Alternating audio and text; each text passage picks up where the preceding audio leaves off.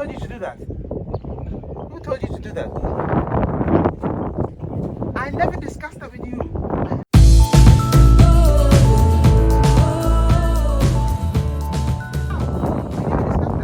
The cable is in the air. Why would I go to the ground and pay more money for armored cable? Yeah? No, I never said that. I never said that. Not armored cable to the pole. But we've already installed the cable. The cable is already installed. The cable, okay, who gave you the authority to do that? The cable is already installed. The cable from the pole to the house is already, there's no house around here where power cables come under the ground. The thing is, when we call you, you don't respond. I've asked you to call me 2 days ago, you haven't called me. So you're not communicating, which is very frustrating. I never said armored cable under the ground for the main line. I never said that. I was talking about the generator, not for the main line. That was the generator, not for the main line. The main line it's already installed.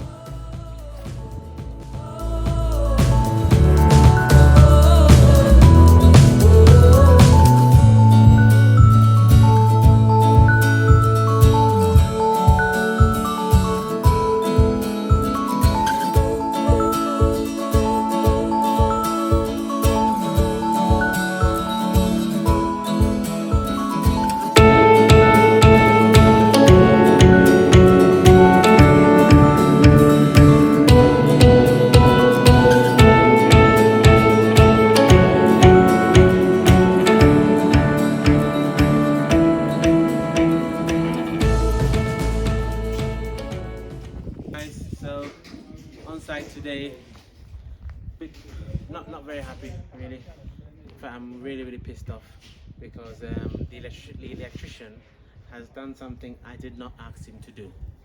Okay, we've got this cable. This is the main supply cable to the house at high level. Right, that's the supply cable that's going to be used in the house. The supply cable is high level. We've negotiated with ECG. We're happy. The cable is there.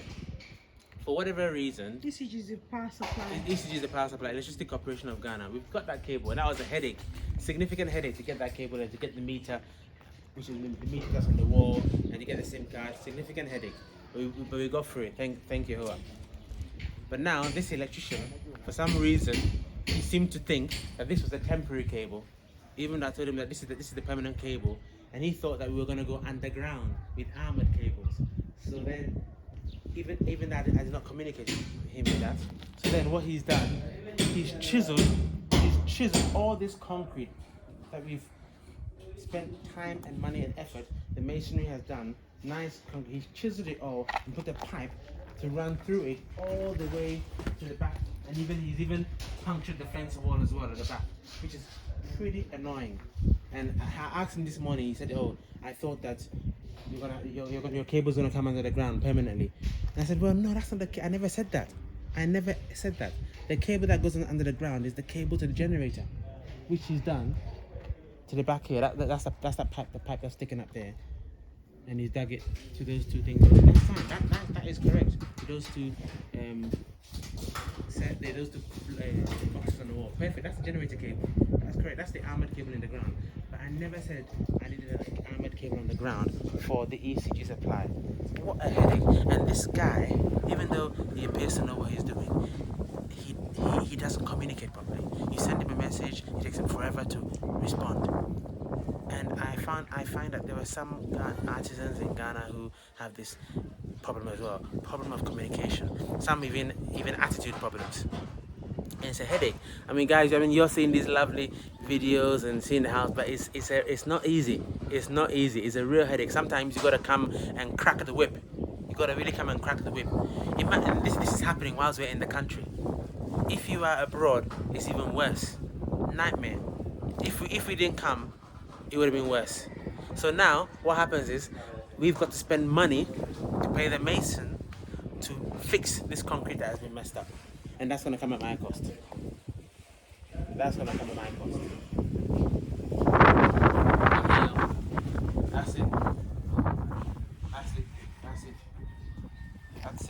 I guess it happens.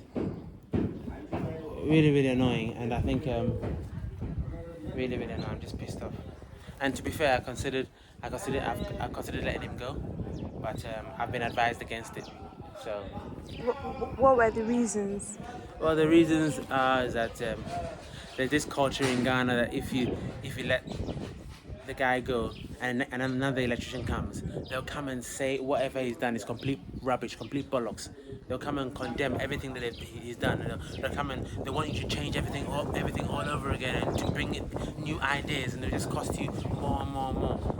You know, they don't want to inherit somebody else's work, or even if they do, they want to make so many changes that it's going to cost you so much. And also another thing is obviously because your existing electrician has done all the wiring, he knows all the nooks and crannies of the home, every single aspect of the wiring that he's done.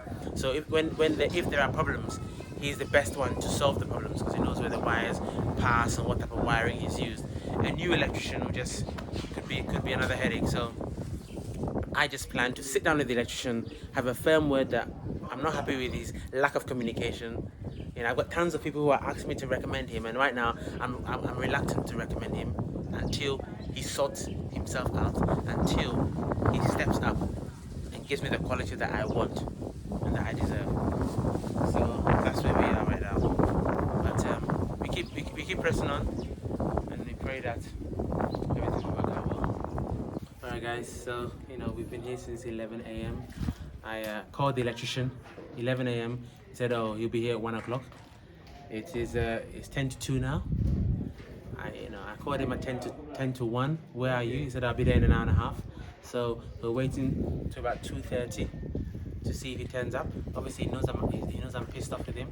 So I won't be surprised if he's trying to dodge the meeting. But these are the kind of things you need to put up with, guys. These are the kind of things you need to put up with. But we keep pressing on, keep being determined to get this over the line, and we'll let you know how it goes. Okay guys, thanks a lot for watching Asher and Gad channel. Make Africa home again, one family at a time. So for me, it is Ibeshia. Guys, see you next time. He didn't say Kemesia.